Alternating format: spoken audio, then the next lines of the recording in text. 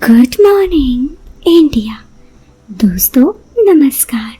दोस्तों, हमारे चैनल की कहानियाँ रोजाना सुनते रहने के लिए आप हमारे चैनल को सब्सक्राइब जरूर करें और साथ ही इस वीडियो के पसंद आने पर वीडियो को लाइक करना ना भूलें।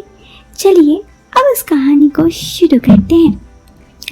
मैं पूजा वर्मा आज अपनी जिंदगी की बीती एक दास्तां आप लोगों के सामने लेकर आई हूँ। मेरी उम्र अभी 25 साल है। मेरी शादी को हुए करीब 2.5 साल हो चुके हैं। मेरे पति एक सरकारी फर्म में काम करते हैं। शादी मेरी यूँ तो अरेंज मैरिज हुई थी, लेकिन शादी के बाद भी हमारा रिश्ता बहुत ही अच्छा चल रहा था और सब कुछ बिल्कुल सही चल रहा था। हुआ कुछ यूं कि मेरी एक जॉइंट फैमिली में शादी हुई थी। शादी से पहले ही मुझे ये बात पता थी। मेरे ससुराल में मेरे पति के साथ साथ मेरे भसुर और उनकी वाइफ मतलब भाभी, मेरी सास ससुर रहते थे। मेरे भसुर जी यही एक प्राइवेट कंपनी में काम करते। अक्सर उनका काम घर से ही हो जाया करता था और अगर बात मेरी भाभी जी की करें तो वो एक हाउसवाइफ थी। मेरी सास अक्सर अपने बेटी के घर यानी मेरी ननद के घर जाती आती रहती। मेरे ससुर जी की मौत कई साल पहले ही हो चुकी थी। शादी के बाद मैं अपने पति के साथ कई सारी जगह घूमने भी गई थी। मेरे पति बहुत ही शौकीन इंसान थे। उन्हें घूमना फिरना बहुत अच्छा लगता और इसी वजह से मुझे मेरे पति बहुत अच्छे लगते। वो काफ़ी शौकीन थे तो मुझे हमेशा जब भी उन्हें मौका मिलता कहीं ना कहीं घुमाने ले जाते। यही सिलसिला काफ़ी महीने तक चलता रहता। खैर, इसके विपरीत मुझे जितना लगता कि मेरी जो भाभी थी यानी मेरी भसुर की जो वाइफ थी वो अपने शादीशुदा ज़िंदगी में कुछ खास खुश नहीं थी, क्योंकि मैं हमेशा उन्हें दुखी ही देखती। कई दफ़ा मैंने पूछने की कोशिश भी की। पहले पहले तो वो हमेशा यही बोलती कि कुछ नहीं, लेकिन एक दिन जब मैंने उन्हें जिद करके पूछा आप कि रो क्यों रही हो, ये बात मुझे तब पता चली जब मैं उनके कमरे पे गई तो रोने की आवाज़ आ रही थी। मैं उन्हें जाकर पूछी कि क्या हुआ तो वो कुछ नहीं बोली कुछ नहीं, लेकिन फिर दोबारा पूछने पर उनके आंखों से टप टप आंसू गिरने लगे। तब मैंने उन्हें पूछा कि बताएंगी, अगर आप बताओगी तो मैं आपकी ज़रूर कुछ मदद कर सकती। इस पर जो वो बोली वो सुन मेरे रोंगटे खड़े हो गए। मेरे भसुर जी कई बार उन पे हाथ उठाते। वो ये सब बात कुछ नहीं बोल पाती। मैंने उन्हें कई बार ये भी कहा तो आप ये सारी बातें सासू माँ को क्यों नहीं बता देती, तो उनका कहना था कि वो कुछ नहीं कर पाएंगी। मैंने कहा आप अपने मायके में बता दीजिए, तो उन्होंने कहा कि उनके मायके वालों के पास ज़्यादा पैसा नहीं था और मेरी सास को भी ये बात पता थी कि उनके पास ज़्यादा पैसे नहीं हैं और वे लोग बहुत ही गरीब परिवार से हैं। इसीलिए मेरी सास ने मेरी भाभी को शादी कर ले आई थी, क्योंकि मेरे शादी के बाद पहले से ही मेरी भसुर की आदत बिल्कुल सही नहीं थी। वो दारू पीते थे, हर तरह की नशा करते थे और शादी के बाद भी उनका बर्ताव कुछ ऐसा ही था।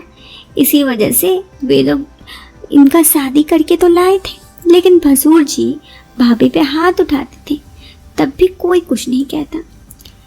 एक दो दफ़ा मुझे बहुत बुरा लगने पर ये सारी बातें मैंने अपने पति को कहा, तो मेरे पति ने कहा मैं क्या कर सकता हूँ जब माँ जी ही कुछ नहीं बोलेंगी। फिर मुझे काफ़ी बुरा लगा तो मैंने सोचा कि मुझे ही कुछ करना चाहिए, क्योंकि एक नारी ही दूसरी नारी का दर्द समझती है। यही सोचकर अब मैं भी हाउसवाइफ थी और भाभी भी हाउसवाइफ थी। मेरे पति तो हमेशा काम पे जाते थे सुबह 9 से 6 बजे तक, लेकिन भसुर जी कभी दोपहर में ही घर आ जाते तो कभी घर ही पे रहते। हमेशा जब देखती दारू पी के रहते। मैं उनसे ज़्यादा कुछ बात भी नहीं करती थी। मेरे पति ने भी शादी के बाद उनसे कम ही बात करने को कही थी। शायद इसी वजह से मैं पहले से ही उनसे थोड़ा कम ही बात करती। और ऐसे ही काफ़ी दिन बीत गए और इन काफ़ी दिनों में एक दिन मैंने फिर देखा कि उस दिन भी भाभी काफ़ी रो रही थी। मुझे उन्हें देख बड़ा दुख हुआ और मैंने उस दिन जाकर अपने भसुर को 2-3 बात खरी खोटी सुना दी कि आप होते कौन है उन पे हाथ चलाने वाले, आपको समझ में नहीं आती, आप उन पे हाथ चलाते हैं। ये सब बात पर भाभी मुझे मना करने लगी तो मेरे सामने भसुर जी ने पहले तो भाभी को दूसरे कमरे में बंद कर दिया और फिर मेरे साथ मैं बहुत मना की लेकिन नहीं सुने और फिर उसके बाद उस कमरे से चले गए। उसके बाद मैंने भाभी को उस दरवाजे में बंद थी भाभी को निकाला तो मैं बहुत रो रही थी। मेरे साथ जो हुआ वो सब भाभी मुझे चुप कराई और कही कि मैं क्या कर सकती हूँ बताओ। पूजा मैंने तुम्हें इसीलिए तो मना किया था और शायद मैं भी कुछ नहीं कर सकती। मुझे लगा कुछ तो करना होगा, मैं क्या करूँ। मैंने सोचा ये सारी बातें अपने पति को बताऊं, लेकिन मेरे भसुर जी कह के गए थे कि अगर तुम ये सारी बातें तुम्हारे पति को बताओगी तो देखो यहाँ पर ये वीडियो रहा, ये वीडियो मैं सारे सोशल मीडिया पे लीक कर दूंगा, फिर देख लेना क्या होगा। तो मैं ये सब बातें अपने पति को भी नहीं बता पाई।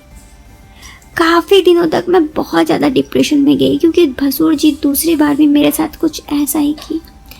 जब मुझे कुछ समझ में नहीं आया तो एक दिन मैं बहुत रो रही थी तो भाभी आके मुझे समझाए कि देखो जो हुआ हुआ, लेकिन इस पे मैं तुम्हें बस एक बात बताऊंगी कि यहाँ से चले जाओ और यहाँ से जाकर अपने पति को कहो कि कोई और चले जाए और वहाँ पर जाकर ही रहो, तुम्हारे पति को तबादला कर देने बोलो। फिर मैंने भी अपने पति को लगा मुझे यही करना चाहिए तो मैंने अपने पति को कई बार बोला कि ट्रांसफ़र कर लीजिए। सरकारी दफ्तर में होने की वजह से वो उतना जल्दी ट्रांसफ़र तो नहीं करवा पा रहे थे। कई बार पूछे भी कि क्या हुआ, बताओगी, लेकिन मैं ही उन्हें बता नहीं दे रही थी। फिर अंततः उन्होंने मुझे जब ज़्यादा फोर्स किया तो मैंने उन्हें सारी बातें बता दी। मेरे पति चुप हो गए क्योंकि मैंने उन्हें सारी बातें तो बता ही दी थी। फिर उन्होंने मुझे कहा ठीक है चलो तुम्हारे खुशी के लिए मैं ये शहर छोड़ देता हूँ। फिर मैं अपने पति के साथ दूसरे शहर आ गई। यहाँ पे मैं खुशी खुशी रहने लगी, लेकिन जो सब कुछ मेरे साथ हुआ वो सब के लिए मुझे काफ़ी बुरा लगता था और बुरा इस बात का भी लगता था कि मैं उस भाभी के लिए, मेरी भाभी के लिए कुछ कर नहीं पाई। लेकिन अब मैं अपने शादीशुदा ज़िंदगी में पुरानी बातों को भूल आगे बढ़ गई हूँ।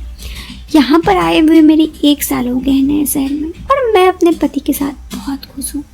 एक वही इंसान है जो मुझे सबसे अच्छे से समझते हैं। बस इतना ही मेरे लिए काफ़ी है। दोस्तों ये कहानी तो यहाँ पे ख़त्म हो गई। आपको ये कहानी कैसी लगी आप कमेंट बॉक्स पे अपनी राय ज़रूर दें। वीडियो के पसंद आने पर आप इस वीडियो को लाइक कर सकते हैं। चैनल पे पहली बार आए हैं तो सब्सक्राइब करें। मिलते हैं फिर एक नए वीडियो में एक नए और इंटरेस्टिंग टॉपिक के साथ। चलो बाय, टेक केयर, बाय।